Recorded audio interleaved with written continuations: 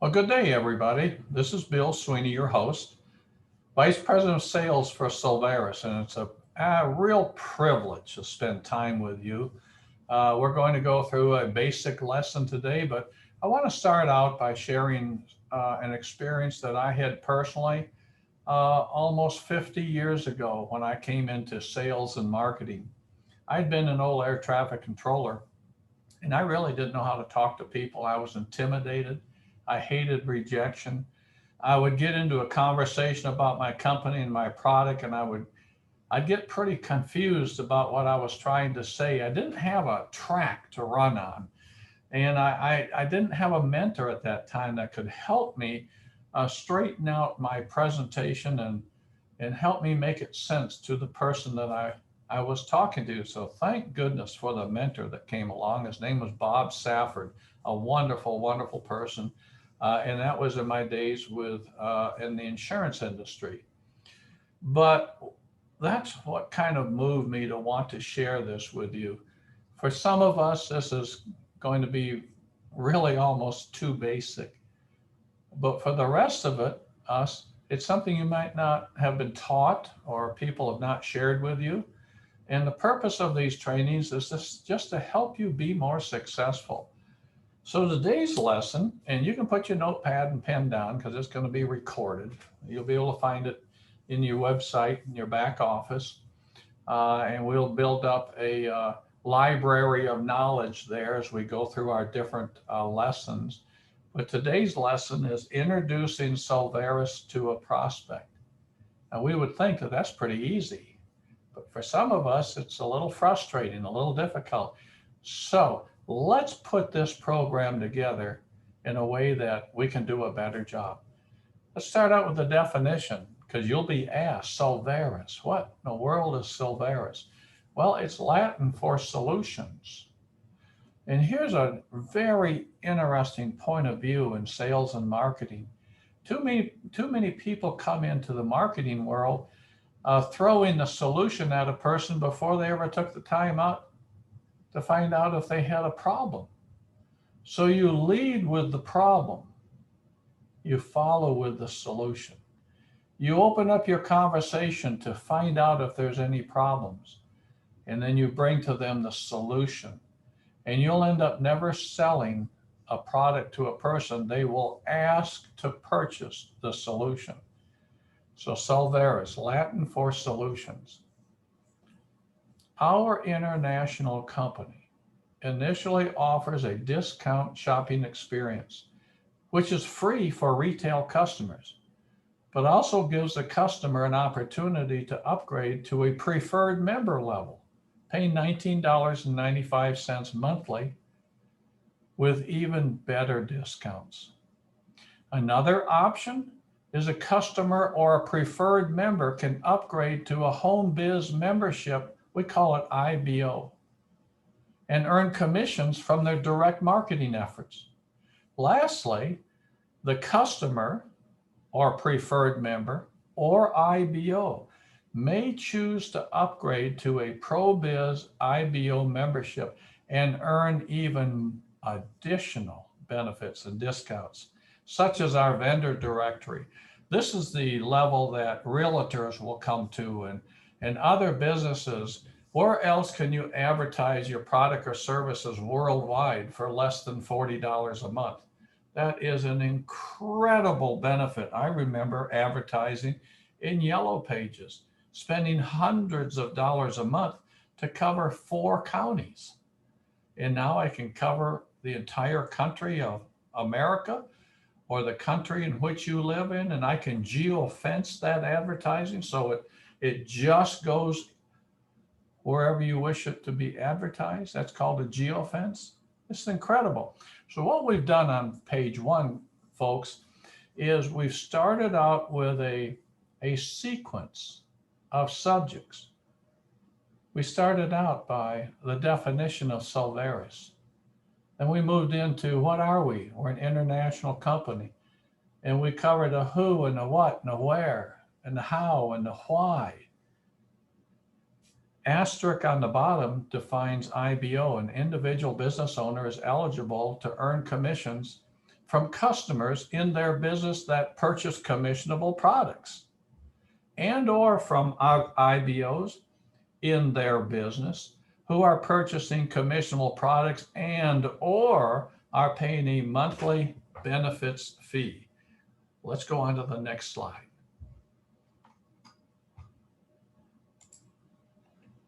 Clear, concise communications. It's so important. There is a proven communications technique when communicating to a person or a group. They say, well, Bill, you know, this is pretty basic. Why are you covering this? Well, because for the 20 to 45-year-old age group, you have grown up in an era of an iPad or an iPhone, a laptop or a computer talking to you. And for some of us, we've lost the skill set of how to communicate clearly with people because those electronic devices talked to us. And we have to overcome a little bit of that weakness and learn how to do a better job in our communication skills. So let's learn together how to better structure a verbal presentation. 6 words: who, what, where, when, how, why. I've repeated them in that order hundreds and hundreds and hundreds of times. Who, what, where, when, how, why. You see, folks, every time I enter into a discussion about anything, a product or a service, or you name it, my mind is geared up to structure my conversation to cover first who, second what, third where, fourth when, fifth how, sixth why. All righty. See, all we're doing here is we're building sentences properly. And then the sentences are coming together to build a paragraph of communications properly. And then the paragraphs are coming together to build a chapter. And the chapters come together to build a book. Who, what, where, when, how, why. So who? How about the who? Well, who is your company? Well, Bill, what's the what? Well, what do you do? It's in the back of the mind of the people you're talking to. Well, what do you do? Where do you work your business? Bill, when do you work your business? How do you work your business? Why do you work your business? These are all tools to overcome your fears, to help you better experience success and achieve your dreams in business. It's a science. We want to learn it, we want to practice it, and you'll learn that we want to repeat it. So who is your company? This is right out of our mission statement. Solveres is an international company with a mission to secure your future, empower consumers, market your business and customer acquisition, and make a difference by bringing value to your organization. I say, well, Bill, what if I can't memorize that? Well, when we get our marketing material going, that's probably something I would have printed on the back of my business card or my marketing piece. Because they want to know, well, who is your company? Look at the structure of that paragraph. Who? Solveres, where? What? Who, what, where, when, how, why. It's all encompassing in that paragraph. What do you do, Bill? I share my story. I invite prospects to my company. When I opened up our conversation, I shared with you we're a discount purchasing company. You can buy wholesale or you can pay full retail. Your choice. What would you rather pay? Well, I'd rather pay wholesale. That's what we do. And so now I'm sharing my story and I'm inviting prospects to my company. They just don't know. They haven't been given a formal invitation yet. Bill, where do you work your business? Well, I learned a long time ago. In life, there's very little that's original in thinking. Oftentimes, if we're fortunate, we have a mentor that kind of puts us under their wing and they teach us. So, Bill, where do you work your business? It's not a business by definition. It's not 9 to 5. It's not 8 to 4. It's not the 3 to 11 graveyard shift. But it's my business, and I live my business. It drives my wife crazy. I'm always thinking about my business. If I read the newspaper or if I read a book or wherever I am, I'm always relating it to my business. How can I be more successful in my business? What am I learning from a conversation with a person after church? How can it help me be more successful in my business? I'm living it every day of your life. When do you work your business? Every opportunity I have a chance to engage with a person. Well, in the early days, I took that kind of literally. I'd get into a conversation with a person and they might show an interest and they're the last person in the world I want to be in business with. That was not a fun experience. So make sure that it's somebody that you sense you might want to be in business with. But every opportunity to engage with a person. Well, Bill, I've gone through my friends, my neighbors, my work associates, people at church. This stranger, if I'm going to go up and talk to a stranger, how do you do that? Well, we all do it a little bit differently, but my mentor asked me to come up with an opening, fun, excited opening phrase. I tried a bunch of them. They didn't work very good. And finally, I settled on, over 40 years ago, hey, how you doing today? And they'd look at me and a smile would come on their face. When's the last time somebody asked you that in the grocery store? Or when you were pumping gas into your car? Hey, how you doing today? I showed an interest and a smile came across their faces. I'm doing pretty good. Now I need a comeback, right? I said, well, boy, this is one of the better days of my life. I just came from helping a brand new friend save money through our discount purchasing company. Rather than pay retail, I taught him how he could buy wholesale. I taught him how if he's going to travel, why not get huge discounts on the travel cost and paying the full price? Why not? The full price is a problem. We need to save money, and through our company, you can. That's a solution. Every opportunity you have a chance to engage with a person. Say, well, Bill, what if they don't show any interest? I'm not worried about that. I'm worried about that I open up a conversation with them. Well, what if they don't buy? I'm not worried about that. See, I'm more worried about having a conversation.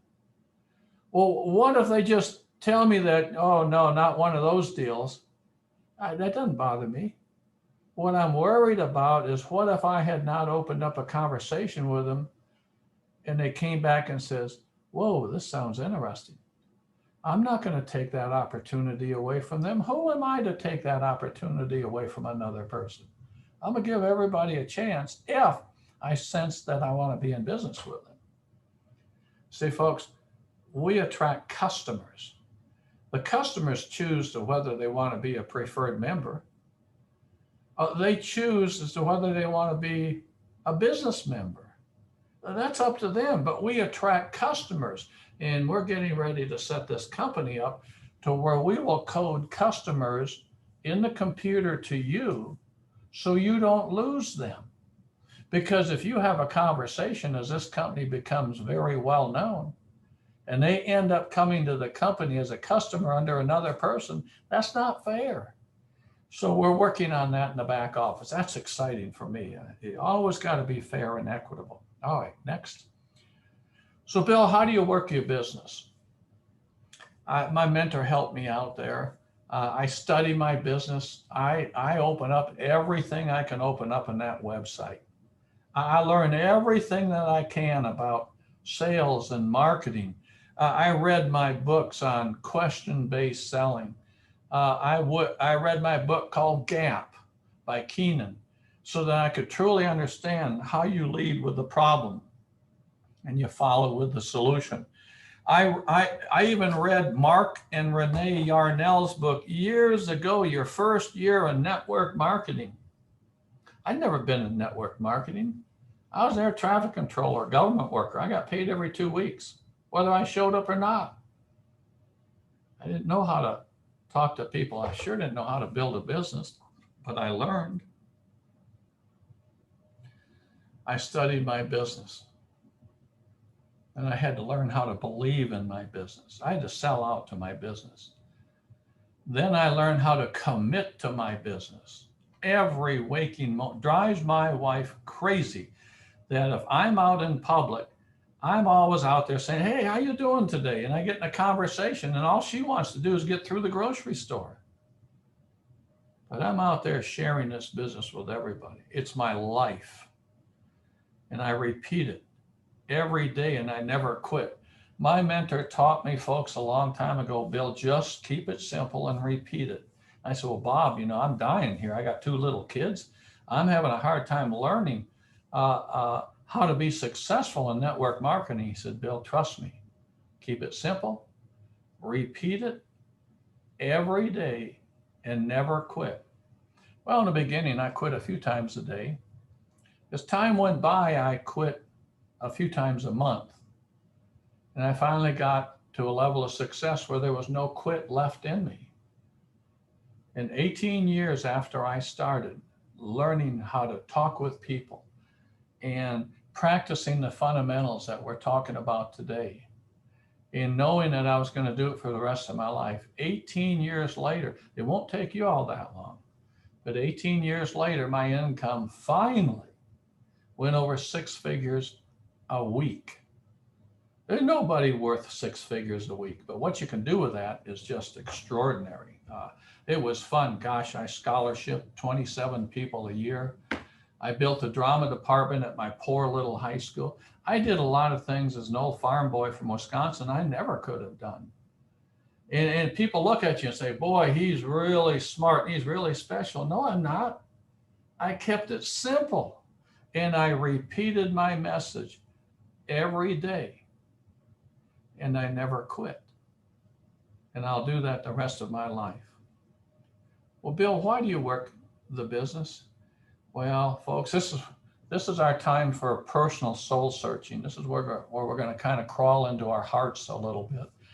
For me, it was defining my legacy. I was challenged with this by my mentor. He said, Bill, you're going to have to think about this, and it won't come to you quickly. It won't come overnight. It might take you quite a while to be able to write down on a piece of paper one sentence that defines your legacy.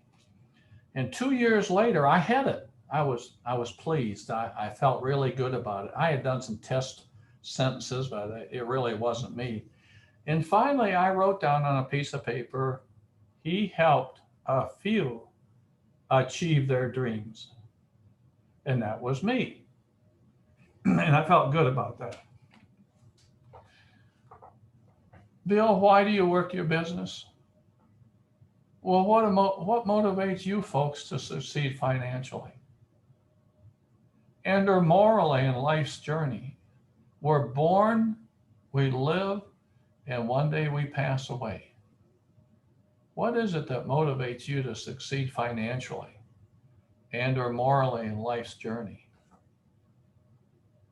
Is that why you work your business? If it's not, then there's no reason to work. You need to know what motivates you. Lesson summary.